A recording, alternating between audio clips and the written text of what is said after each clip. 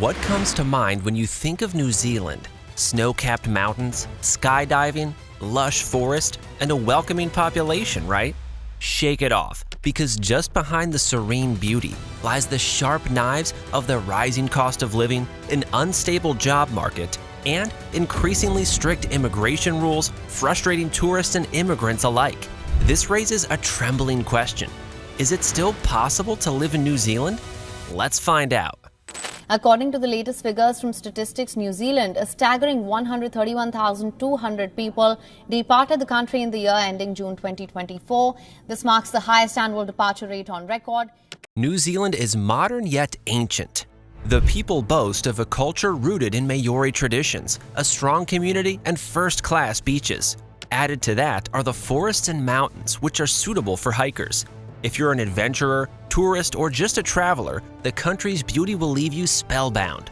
However, there is a notable downside. The economic growth of this once prosperous country has declined.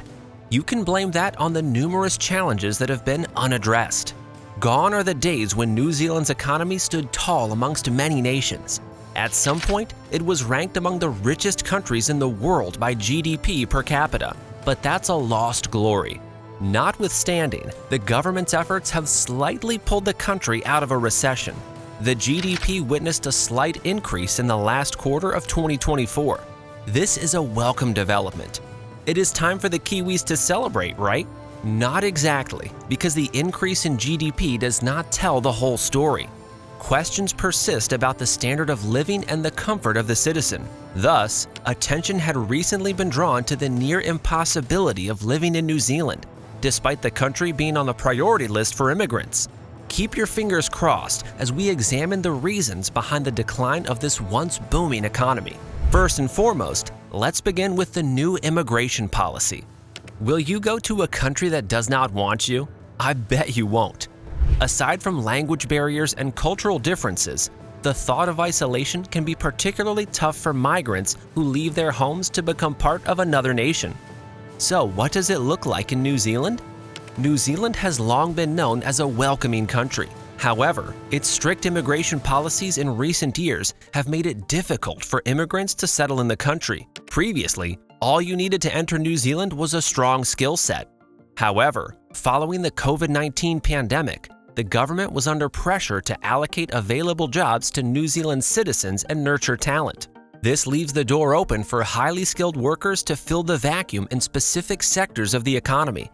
Therefore, a routine skill set, a good educational background, and years of work experience no longer guarantee job opportunities for migrants.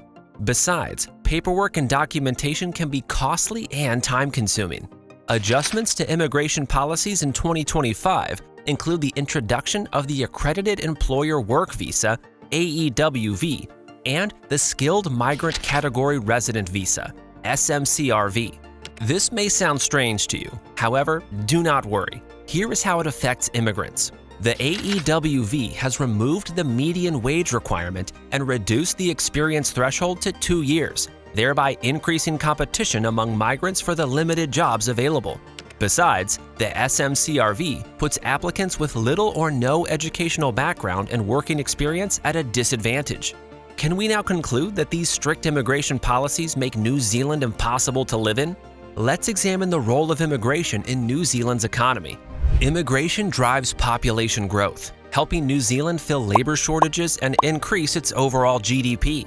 However, productivity, investment, and infrastructure are not commensurate with population growth, resulting in a decline in per capita GDP and the real purchasing power of national disposable income. In the last quarter of 2024, New Zealand's GDP grew by 0.7% and per capita income rose by 0.4% in December 2024. However, over the year, it experienced a decline of 2.2%. According to Infometrics, the productivity growth level decreased by 0.8% in 2024, and over the long run, growth has been slow.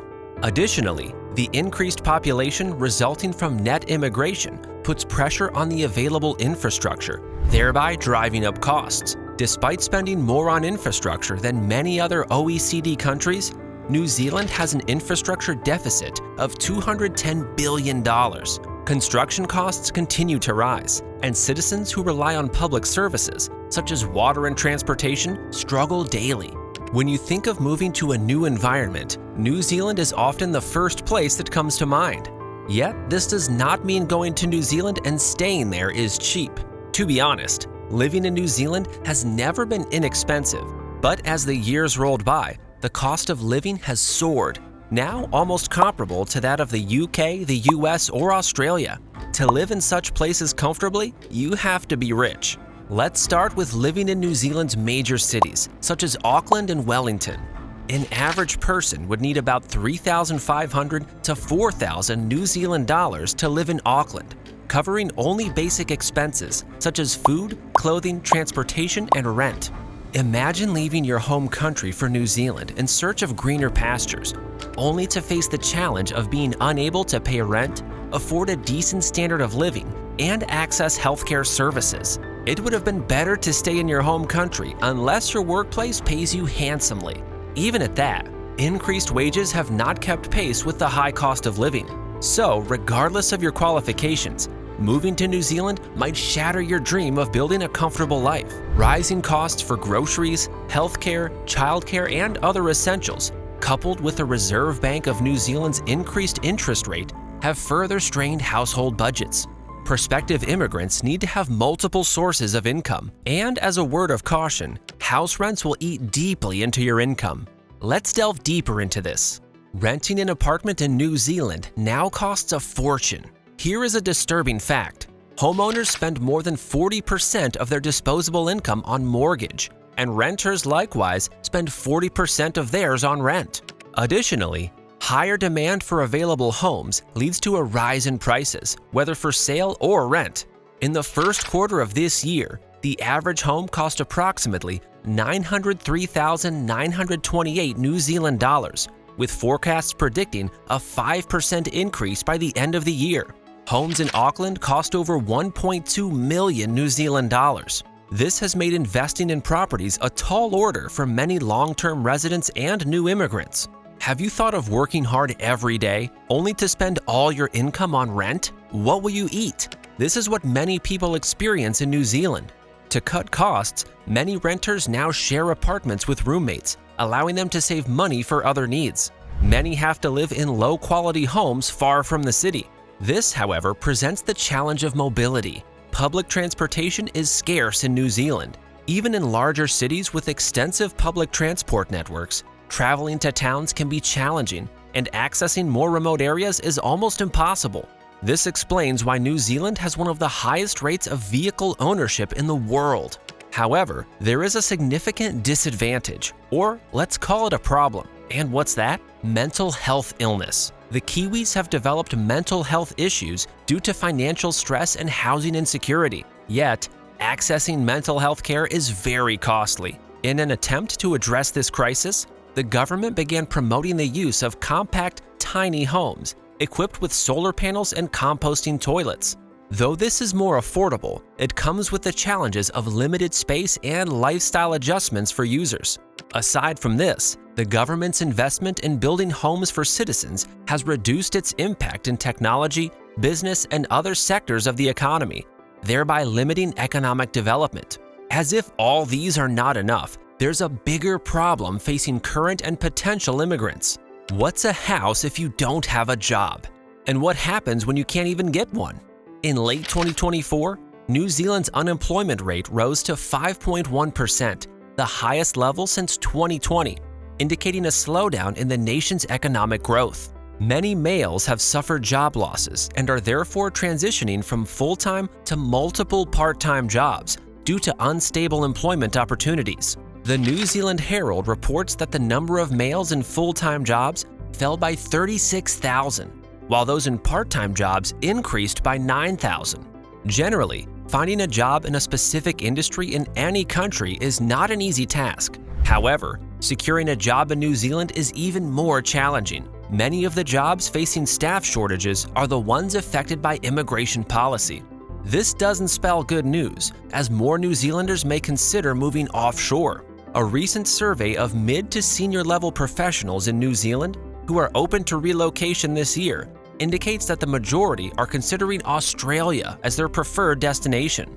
This, in addition to the 30,000 who had moved to Australia in 2024, could have a massive impact on New Zealand's economy. In August 2024, New Zealand lost about 55,300 citizens to better opportunities abroad. Many of them were skilled and educated, causing a brain drain. This means skilled people are leaving the country to boost their standard of living in countries like the UK, the US, and Australia. This had a significant impact on New Zealand's economy. Key sectors, including healthcare, IT, education, accounting, legal, and financial services, are struggling to fill vacant roles. Smaller firms in particular couldn't compete with the higher salaries and better benefits offered in countries like Australia. As a result, the workload on the remaining staff increased, adding more pressure to the system. Losing highly skilled workers such as doctors, engineers, scientists, teachers, and financial experts has weakened the country's capacity for innovation and reduced its attractiveness to investors. These professionals also play a crucial role in contributing to economic growth through taxation and innovative ideas. Hence, their absence leaves noticeable gaps in essential services, making it difficult for them to operate efficiently. In response, New Zealand has introduced a digital nomad visa. This allows remote and self-employed workers with foreign clients to live and work in the country for up to 90 days. Although this is a step forward, it is not a viable solution for those who intend to stay and work in New Zealand permanently. Apart from all these, the geographical landscape of New Zealand makes it challenging for people to live there. New Zealand is far away from other countries. This could make many feel disconnected from their home and loved ones. However, many migrants are not emotionally and mentally prepared for it. Besides, environmental issues such as earthquakes and global warming, among others, have contributed to migrants' problems. Although many of these earthquakes are not destructive, this challenge poses a significant risk to those living there. No one knows whose house will be the next. Would you love to live with such anxiety? The answer to this question is not straightforward. Many people change location for better job opportunities, lower expenses, and a higher standard of living. Hence, strict immigration policies, a high cost of living, and a highly competitive job market have made it difficult for many to achieve their dreams of working and living permanently in New Zealand. However, having in-demand skills, a job offer, or family ties in New Zealand can expedite the process. Therefore, before choosing to relocate permanently to New Zealand, do your research well about the cost of living, the immigration policies, the standard of living, and wages. That a job pays highly in your home country does not mean the same in New Zealand. More importantly, have an alternative plan in place in case things don't work out as planned. Currently, the future is unclear. However, New Zealand is doing all it can to improve its economic conditions. The government is working on how to balance attracting skilled migrants with addressing the needs of the local population to achieve sustainable growth. Perhaps the strict immigration policies might be adjusted to make it easier for migrants to work and live permanently in the country.